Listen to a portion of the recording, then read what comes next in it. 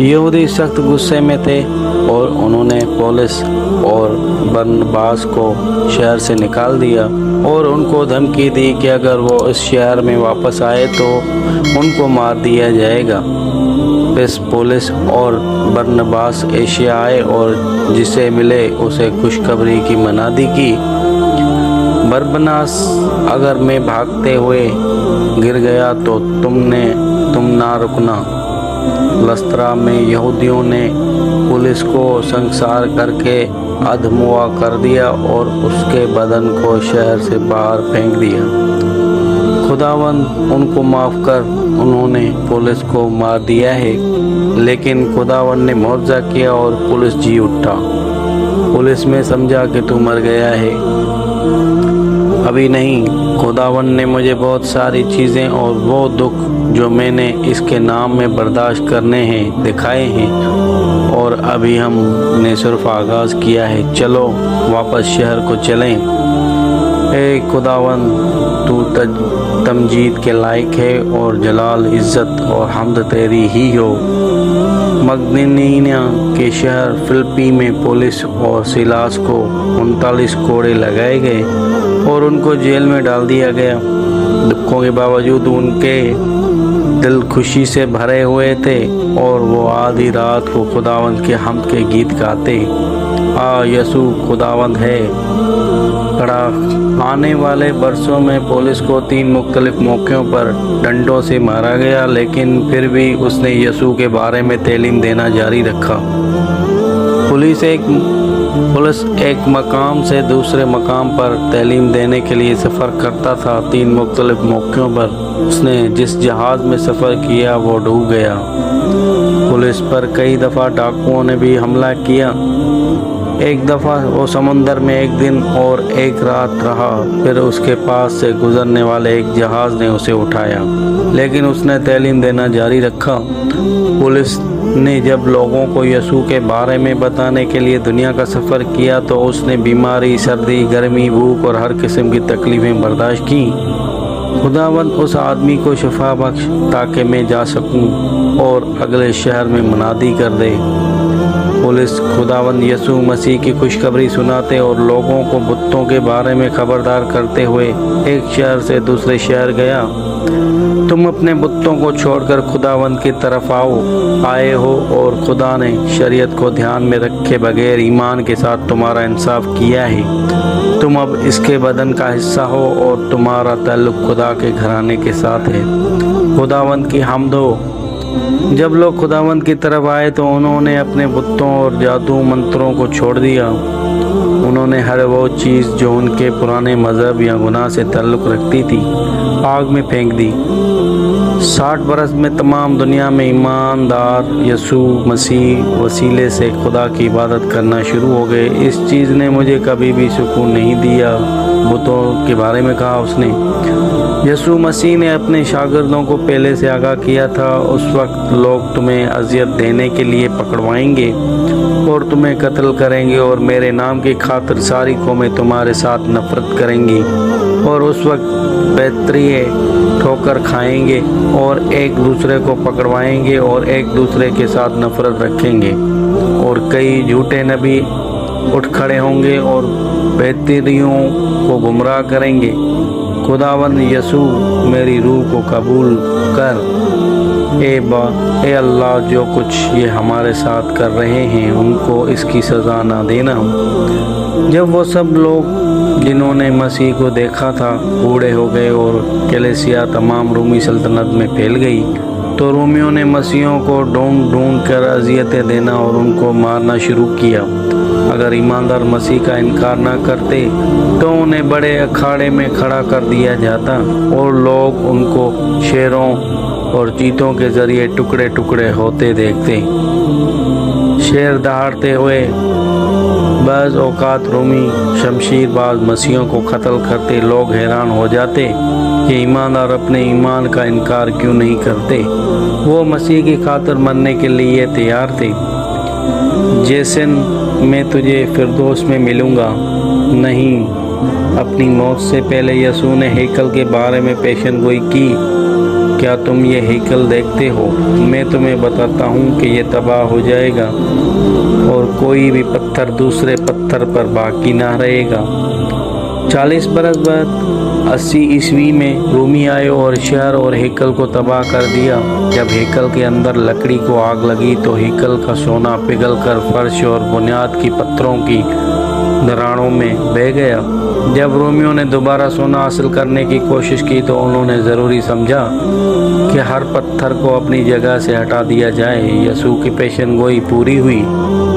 یروشلم اور اسرائیل کے یہودی جو کہ جنگ میں بچ گئے تھے غیر قوموں میں بھاگ گئے، جہاں آج بھی ان کی کئی نسلیں موجود ہیں۔ ہم اپنے بھائی کے گھر ملک شام کو جائیں گے۔ یہودی مسیح بھی دوسرے ملکوں کے بھاگے، جہاں انہوں نے مسیح کے انجیل کی منادی کی اور کلیسیا بڑھتی گئی۔ جہاں بھی وہ بھاگ کر گئے ان کے استقبال کے لیے وہاں مسیح پہلے ہی سے موجود تھے۔ ہمارے پاس کوئی جگہ نہیں جہاں ہم رہ سکیں۔ ہم نے یروشلم میں ہونے والے خوفناک باتوں کے بارے میں سنا ہے، یقیناً تم ہمارے ساتھ رہ سکتے ہو۔ یسوع مسیح کے رسولوں نے اپنی موت تک یسوع مسیح کے جی اٹھنے کی منادی کرنا جاری رکھا۔ ایک ایک کر کے انہیں مار دیا گیا۔ وہ سب یہ بات جانتے ہوئے خوشی کے ساتھ موت کو قبول کرتے کہ ان کے لیے آسمان میں بہترین جگہ ہے۔ کچھ کے پیٹ سے جب وہ زندہ تھے انتڑیاں نکال گئیں اور اس کے بعد ان کے ٹکڑے ٹکڑے کر دیے گئے۔ کچھ کو رومیوں نے مسلوب کیا، کچھ کو سنسار کر دیا، کئی لوگوں کو وحشی جانوروں کو خوراک بنایا گیا، کچھ کے سر قلم کر دیے گئے۔ پطرس کو الٹا لٹکا کر مسلوب کیا گیا، کچھ کو آہستہ آہستہ تیل میں ابالا گیا۔ میں ایک اچھی جگہ پر جا رہا ہوں، خداوند ہمیں معاف کرے۔ خداوند میں اس طرح مرنے کے لائق نہیں جیسے تو نے موت کو قبول کروایا ہے۔ ان سب نے اس ایمان اور یقین کے ساتھ موت کو قبول کیا، کیونکہ ایک نیا جسم اور بہترین گھر ان کا انتظار کر رہا ہے۔ خداوند یسوع مسیح کے جی اٹھنے کے 60 برس بعد صرف ایک رسول یوحنا باقی بچا۔ اسے ایک پہاڑی جزیرے پر جلا وطن کر دیا گیا جس کا نام پتمس تھا۔ وہ روح میں آسمان پر اٹھایا گیا اور خداوند نے اس پر مستقبل کے بارے میں رویہ ظاہر کی۔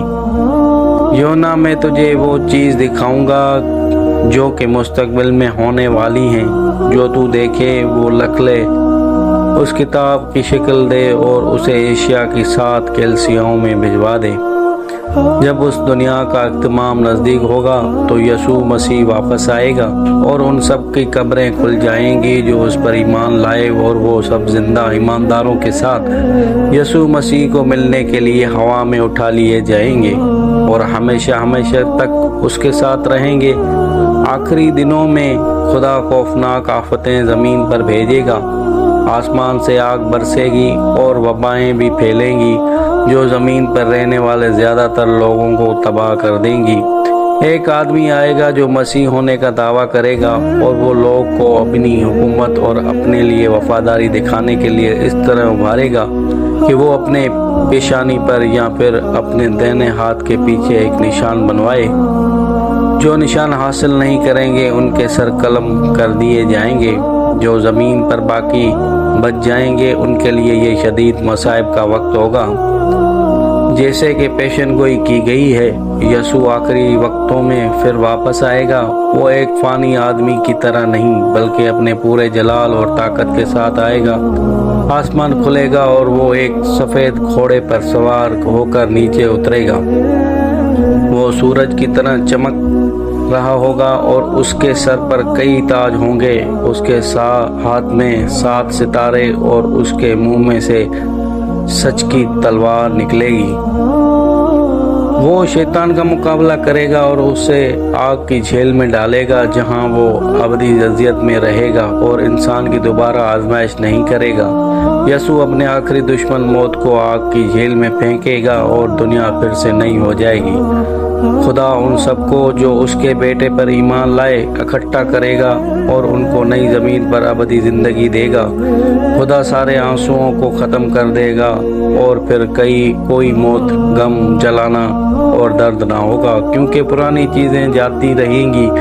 یسوع ایک ایسی دنیا جو کہ گناہ اور موت سے پاک ہوگی کے بادشاہ اور نجات دہندہ کے طور پر اپنے راست باز لوگوں کو پر حکمرانی کرے گا۔ یسوع مسیح کی انجیل کی منادی 2000 برس سے کی جا رہی ہے۔ یسوع نے پیشن گوئی کی تھی کہ اس کی بادشاہی کا پیغام پوری دنیا میں پھیلے گا جب تک کہ ہر قوم، قبیلہ اور خاندان اس خوشخبری کو سن نہ لے۔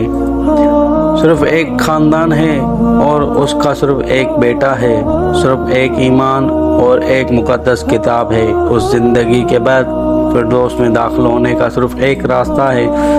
سب قوموں میں سے بہت سے لوگوں نے یسوع مسیح کو راہ حق اور زندگی کے طور پر پا لیا ہے۔ یسوع مسیح کی انجیل دنیا کے باقی تمام مذاہب سے مختلف ہے کیونکہ یہ زبردستی اور دہشت گردی سے نہیں پھیلائی گئی۔ یسوع مسیح نے اپنے پیروکاروں کو دشمنوں کے ساتھ محبت اور خوشی اور گیتوں سے بھرے رہنے کا درس دیا۔ آج ہر قومیت اور ہر زبان کے لوگ معافی اور ابدی زندگی میں شادمان رہتے ہیں۔